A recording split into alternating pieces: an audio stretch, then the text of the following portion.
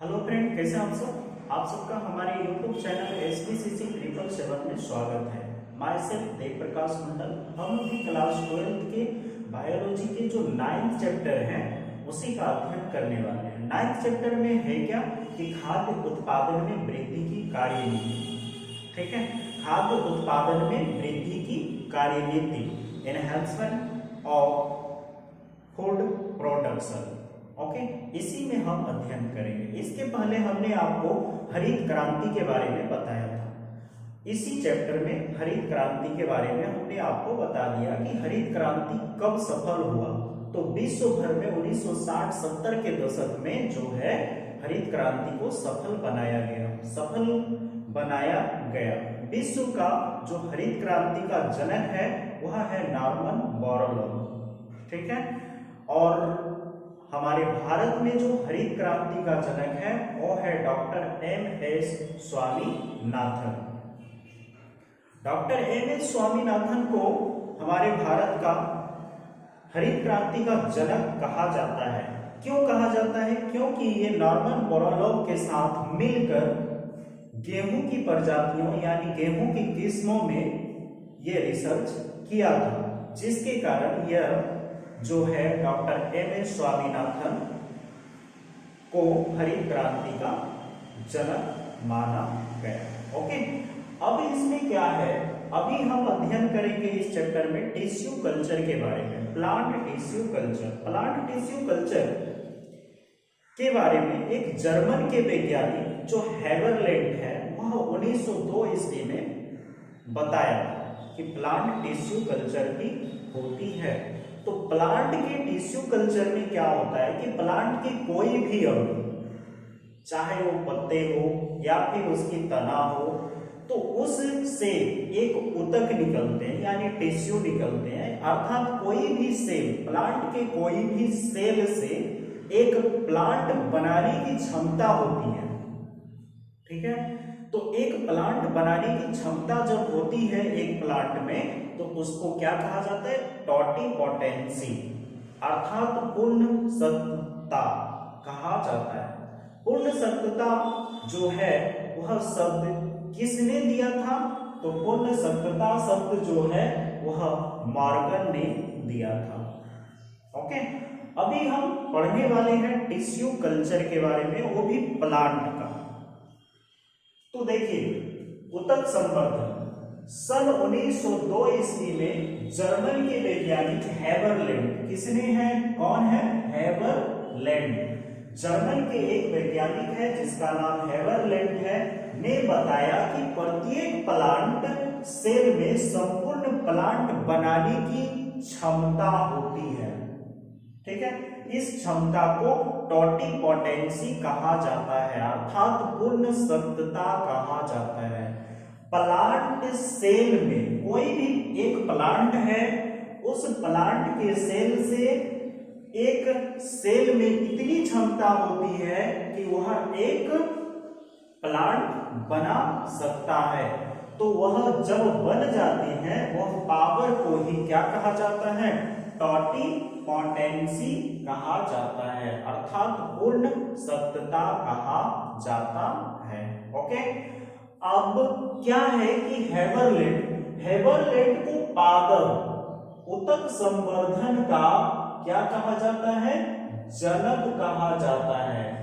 Haberlandt को पादप ऊतक संवर्धन का जनक कहा जाता है। टोटिपोटेंसी शब्द का प्रथम यूज करने वाले व्यक्ति मॉर्गन थे और मॉर्गन ने टोटिपोटेंसी शब्द का प्रयोग किया जिसका अर्थ है पूर्ण सत्ता। ठीक है, प्लांट सेल में टोटिपोटेंसी का खोज स्टीवर्ट ने किया था। किसने किया था? स्टीवर्ट ने किया था। प्लांट सेल में टोटिपोटेंसी का खोज किसने किया था? तो टोटिपोटेंसी का खोज स्टीवर्ट ने किया था। किसने किया था? स्टीवर्ट ने किया था। टोटिपोटेंसी शब्द कल्चर का क्या है? मूल आधार है। टोटिपोटेंसी शब्द जो है वह टिश्यू कल्चर का मूल आधार है। अब ये टिश्यू कल्चर का क्रियाविधि क्या है? तो टिश्यू कल्चर में क्रियाविधि कैसे होती है इसमें देखना है। तो इस क्रिया में यानी टिश्यू कल्चर के क्रिया में वंचित पौधे की पत्ती तथा पौधे के किसी भी भाग से उसके ऊतक प्राप्त करते हैं। पौधे हो या फिर पत्ते हो, उसके किसी भी भाग से उसके ऊतक को प्राप्त कर लिया जाता है। जैसे मान लेते हैं ये एक मूली है, मूली के पत्तियों से या फिर मूली के अंगों से हम क्या करेंगे, इसके टिश्यू को निकाल लेंगे। ये वॉशिंग रेडिश है यानी मूली है धोया हुआ, इसको जब काटा गया तो कितने भागों में काटा गया, 1 to 3 पीस, 3 से 5 भी हो सकता है, 10 भी हो सकता है। तो ये पीस में काटा गया और काटने के बाद फिर क्या करता है, इस ऊतक को एक्सप्लांट कहते हैं। क्या कहते हैं इस ऊतक को? जब हम किसी भी भाग से यानी कोई भी पौधे के भाग से ऊतक को प्राप्त करते हैं तो उस ऊतक को क्या कहा जाता है, एक्सप्लांट कहा जाता है। इस एक्सप्लांट को क्या करते हैं, कल्चर मीडियम में संवर्धित कल्चर मीडियम में वृद्धि कराते हैं। अब देख लीजिए यहाँ पे जो ये वाले टिश्यू हैं इसको हम कहाँ लेके गए, ये कल्चर मीडियम में लेके चल गए। ये कल्चर मीडियम जो है इसमें क्या हुआ, इसमें उसका ग्रोथ हुआ यानी वृद्धि करवाया गया। उसके बाद कल्चर मीडियम में वृद्धि कराते हैं क्योंकि ऊतकों की वृद्धि के लिए आवश्यक न्यूट्रिएंट सब्सटेंस चाहिए होता है। ठीक है, आवश्यक न्यूट्रिएंट सब्सटेंस उसको जरूरी होता है जो कि कल्चर में उचित मात्रा में लिया जाता है। तो कल्चर इसमें से इसलिए लाया जाता है कि इसमें उसको न्यूट्रिएंट्स फूड मिल सके। किसको? इसके टिश्यू को यानी मूली के एक एक अंग को, एक एक कोशिकाओं, एक एक कोशिका के समूह को, टिश्यू को न्यूट्रिएंट्स फूड मिल जाए और वह ग्रोथ करे, जो कि कल्चर में उचित मात्रा में लिया जाता है, जिससे ऊतक सिर्फ पोषक पदार्थ को ग्रहण करके वृद्धि करता है। सिर्फ पोषक पदार्थ को ही ग्रहण करके यहाँ ग्रोथ करता है। ठीक है, कल्चर मीडियम में टिश्यू ग्रोथ करता है जिसे कैलस कहते हैं।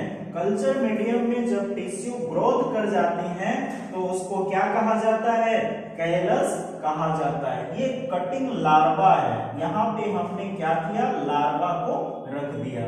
अब यहाँ से जब ये डिवाइड हो गए, विकसित हो गए, तो ये इसको क्या कहा गया, कैलस कहा गया।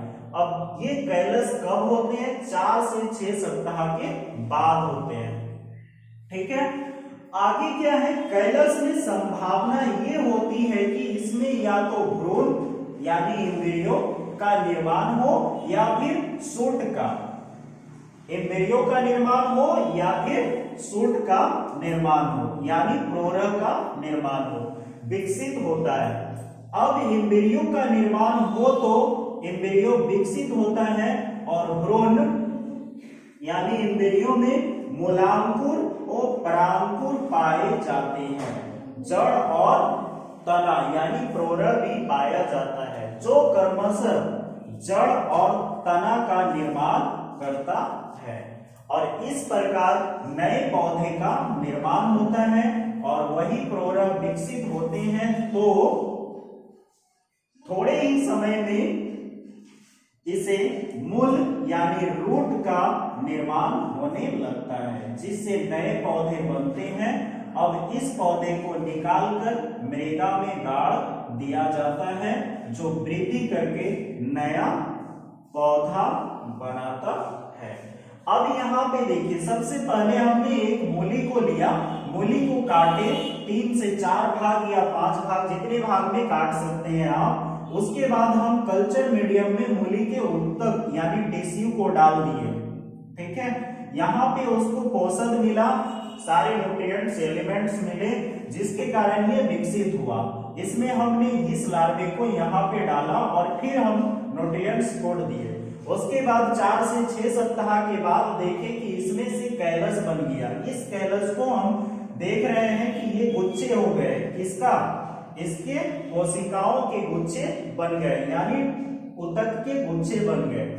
फिर उसको संवर्धन करवाने के लिए मीडियम में, यानी हम एक कल्चर मीडियम में ला लिए सारे उतक को। लाने के बाद यहां से देखें तो ये प्रोरा और एम्ब्रियो, शूट और एम्ब्रियो में परिवर्तित हो गया। इसी को निकाल के हम कोई दूसरे जगह गाड़ दिए। ठीक ऐसा लगा देख के कि ये पूरा का पूरा प्लांट बन गया, अर्थात मैच्योर प्लांट हो गया।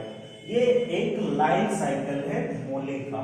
ठीक है, इसी तरह टिश्यू कल्चर किया जाता है। तो इसमें से आज का जो टॉपिक था वो था प्लांट में टिश्यू कल्चर, यानी प्लांट टिश्यू कल्चर के बारे में था। अभी हम 2 क्वेश्चन देते हैं कि प्लांट टिश्यू कल्चर का जनक किसे कहा जाता है। ठीक है, सही से सुनिए और इसको नोट भी कर लीजिए। प्लांट टिश्यू कल्चर का जनक किसे कहा जाता है। दूसरा क्वेश्चन है, टोटिपोटेंसी शब्द का प्रथम प्रयोग करने वाले कौन थे। ठीक है, टोटिपोटेंसी शब्द का प्रथम प्रयोग करने वाले कौन थे। आप लोग हमारे ये 2 सवालों का जवाब हमारे कमेंट बॉक्स में फटाफट से सेंड कर दीजिएगा। Thank you for watching. धन्यवाद।